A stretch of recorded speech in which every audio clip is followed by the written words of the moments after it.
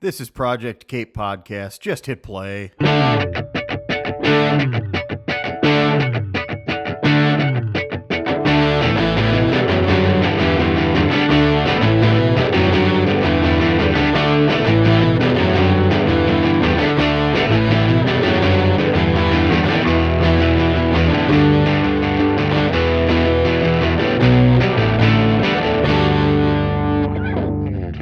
Hey everyone, welcome to episode 1 of Project Cape Podcast. I am your host, Eric. Thank you, first of all, for clicking on this YouTube video and tuning in. I appreciate it. Let's go ahead and start off just by acknowledging that these are some pretty crazy times. Really crazy, boring times. I think by now I have completed everything there is to stream online. And now I'm just looking for things to do. My wife and I actually drove to Manitowoc, Wisconsin. We wanted to visit some of our favorite Making a Murderer hotspots, if you will. So we drove there, only about an hour and a half. While we were there, we stopped at the Avery Auto Salvage. We went down Cuss Road. For those of you who have seen it, you're familiar with that terminology and that location. While we were actually driving on one of the main roads there, we actually saw Earl Avery. That is one of Steven's brothers. He was driving the Avery Auto Salvage wrecker truck. So that was pretty fun. I know we find a lot of amusement and entertainment in such a dark thing, right? But it was neat. Honestly, right now, getting out and going out and driving is very important just to stay somewhat sane. We've all been cooped up in our homes for a really long time. So speaking of Netflix and documentaries and streaming. Tiger King. What are we doing here? It's our new distraction, and it is like the worst thing to watch. It is impossibly trashy. It is something that you just can't peel your eyes away from. It is absolutely a disgusting trailer trash filth. But it has everything that you could possibly want in these rag magazine type things. It's a crazy thing to watch, and you can't get away from it. It's everywhere at this point. Everybody's talking about it. Everybody has seen it. At least I think everybody has, unless they don't have a Netflix subscription or they don't have somebody's password. Yeah, it's just absolutely a crazy story. If you haven't seen it, it is just an absolute drug-fueled idiocracy. It's stupid. But obviously, you got to watch it. Nothing else to do.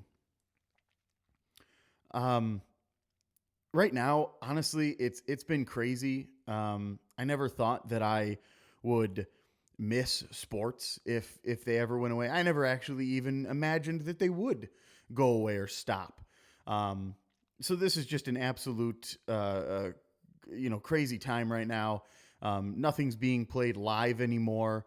What few sports host anything anymore, the WWE or any of the other UFC stuff, there's no audience, so it just feels weird to watch.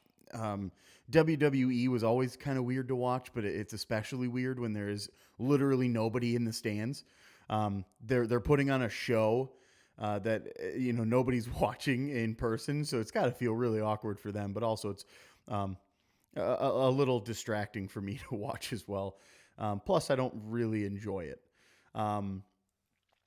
But yeah, so sports, obviously, what would we do without them? I literally rewatched some old games, a 1987 Brewers game that I wasn't even alive for. That's the only thing we really can do at this point, and they're leveraging it quite a bit.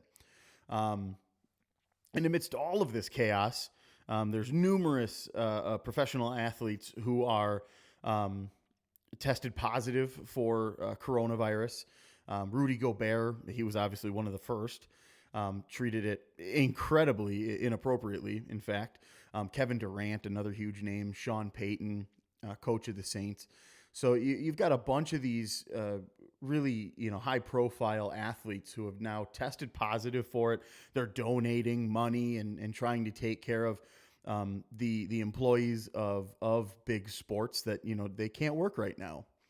Um, but meanwhile, you've got the Dallas Cowboys um, violating shelter in place orders just so they can finally celebrate something. Dak Prescott hosted a birthday party. A number of high profile athletes attended. I think it was somewhere in the neighborhood of 30 people total went to his house in Texas to celebrate his birthday, which 30 seems a little bit low, but I guess considering the times, which, you know, I guess they weren't really, because they were violating the shelter in place orders put out by Texas and most other states as well. Um, Really just crazy. The sheer audacity of any person at this point, especially somebody who's in the news and in the media. You're going to be scrutinized, and I imagine that's only a day away at this point. We're probably going to see that on ESPN very shortly. Um, so obviously, continuing our trend of coronavirus and other news hot topics.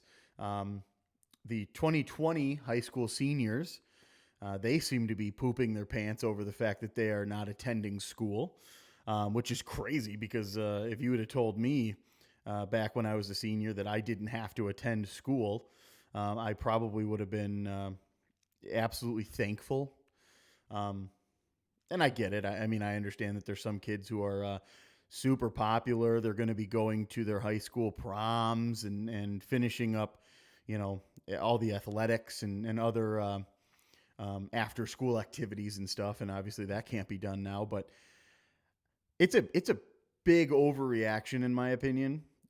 I don't understand why they are feeling the need to. Voice it so much. I mean, it's literally in the news just about as much as everything else at this point. Um, Parents and other people are, you know, putting out all of these woe is me posts on Facebook and starting GoFundMe things for, and it's just crazy. There's much bigger things at this point than you not being able to go to a dance where some girl is just going to break your heart anyway. So that's kind of stupid. Um, but all joking aside, coronavirus is a really serious thing, which is why Dr. Fauci suggested that Brad Pitt play him in an SNL sketch, which is pretty nuts, right? Amidst all of the news media that he's been hosting and press that he's been doing, trying to speak out and advise us on all of these things. He had time to get in a quick shot that Brad Pitt should definitely play him on a TV sketch, which we know obviously SNL will definitely do some sort of a sketch and find somebody to portray his likeness, but I don't think it's going to be Brad Pitt. So that's off the table. Okay, Dr. Fauci, that's off the table. So other than Netflix and rewatching old sports, games, what is everybody doing to occupy their time? I'll tell you what it is: video games and TikTok. Let's go with video games first. Nintendo Switch has been sold out for literally months. Probably the best video game system there is in a time like this, because all the games are absolutely fun and you can do multiplayer co-op stuff with your friends across the online platform. So it's absolutely an amazing system, but you can't get it. um, PlayStation is revealing some really cool new controller pictures for their fifth generation game system that's due out at some point, I would imagine. Um, it literally looks just like all of the other game controllers, except they've taken some of the buttons out and now there's some sort of a touchpad. So I don't think it's anything to get super excited about. I'm sure they're just going to charge an absolutely absorbent amount for it. It's going to be crazy, stupid. Um, but people are losing their minds over it, obviously. Uh, Speaking of people who are losing their minds, gamblers. We've taken away everything that they like to do. So now they've actually turned to betting on virtual video games, simulated events. Um, that means that the video game just plays itself on computer mode, and you can put the Bucks versus the Lakers and see who wins. And these people are betting on it. It's absolutely insane. Um, as well as some NBA players have actually gotten in on this. They've started a NBA 2K tournament. So some of the big name athletes are selecting a team to play with on this game system, and they're creating some sort of a round robin tournament to see who is the overall best video game basketball player.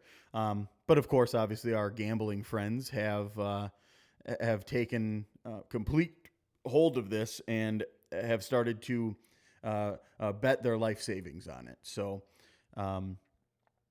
I guess you got to find something to scratch the itch, right? Um, yeah, so that's absolutely crazy. Now, let's talk about the other thing that people are doing, TikTok. I'm not sure if you have the app. I'm not sure if you've gone down that rabbit hole yet, but it is an absolute riot. It is fun to watch. Now, you've got a few different lanes that people tend to go down on this thing. The one that you're going to see the most is girls dancing. I don't understand what the point is. They film multiple videos doing the same dance to the same song clip, and they're just wearing even worse outfits in each one. So that is one lane that you're definitely going to notice, and probably the most abundant one. The other one is, how do we put this? Not your most popular person in high school has been going on and filming pretty much those exact same videos with a little bit of a twist. They're not as good looking as that other person. So definitely a weird, odd thing. And then you've got some other different cool lanes of magicians doing their own little sleight of hand tricks on there, which is pretty cool. Really nice, though. Either way, it is one of those things that can just pass, 15, 20 minutes without even blinking. You're just letting videos roll and laughing at most of them. They're pretty insane for filming themselves doing these ridiculous dances and wearing ridiculous things. So yeah, I mean that just about covers everything. I hope that I can do more of these. I'm hoping to do something more on the bi-weekly type schedule. Really similar format as well. So just going to touch on a few, hot topics in the news and kind of put my little spin and opinion on it. So I hope you have all enjoyed, and I can't wait to see you all again soon. Thanks.